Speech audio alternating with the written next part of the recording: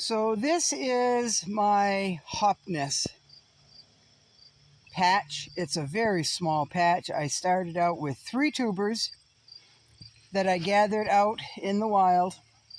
Now hopness likes to grow next to like streams and riverbeds. The tubers, they grow 3 to 4 inches just below the surface of the ground, and they're a potato substitute. They're really good fried up. Now this patch here, I haven't tended this patch here in probably 4 years, but it is spreading. It's a lovely thing to see. There's weeds growing up in through here. That is okay because hopness likes to climb. I'll show you. Climb and wrap around anything that it can.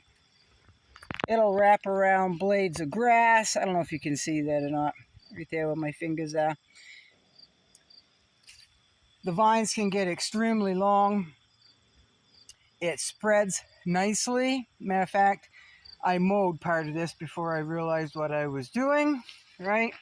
It is growing way out here. Oh yeah, way out here. Right around the pole here. Right there. Way over in there.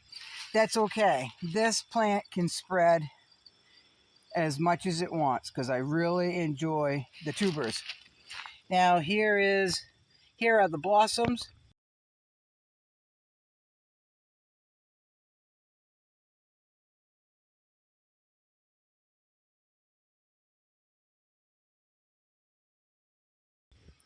Now in a climate where they can grow a little bit longer, they will have a seed pod similar to a string bean. But here our season's not long enough. It's just not long enough, but it's always nice to see it. This is goldenrod in here. It's always nice to see them blossoming. It's always nice to see them spreading. And you can dig these up year round. So I'm very pleased, very, very pleased to see this taking off. And again, this can grow. It can take up a third of my garden, and it wouldn't bother me whatsoever. I kind of like it actually. So it does like full sun. It likes damp soil. Now this right here is in my garden, an area in my garden where not much of anything would grow because it's basically a drainage. So this is perfect. It gets the moisture it needs, it gets the sun it needs, and me allowing the weeds to grow right up through it gives it something to climb. If I were to trellis this, I would never be able to keep up with the trellis. I would just have to keep expanding, so I'm just going to leave it as it is. I'll call it my wild plant.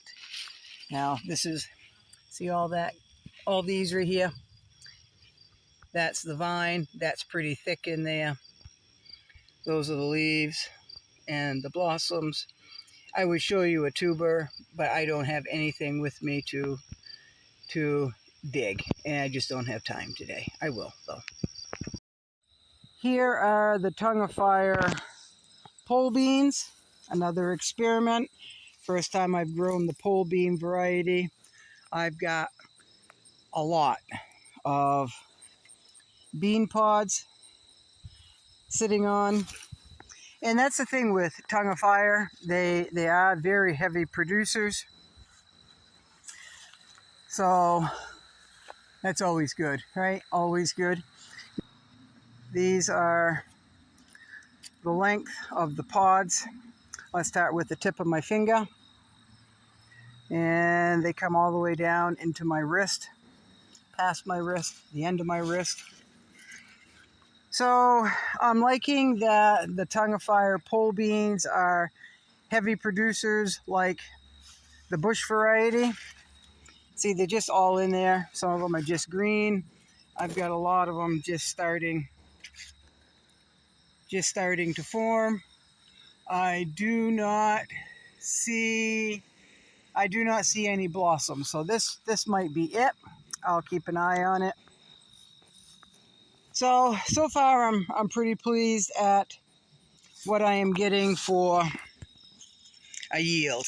Now, as you can see right there, something bit on the end of that one. Something bit on the end of that one. I'm assuming that was goose, more than likely. But these here are heirloom, and I will be saving these seeds for next year.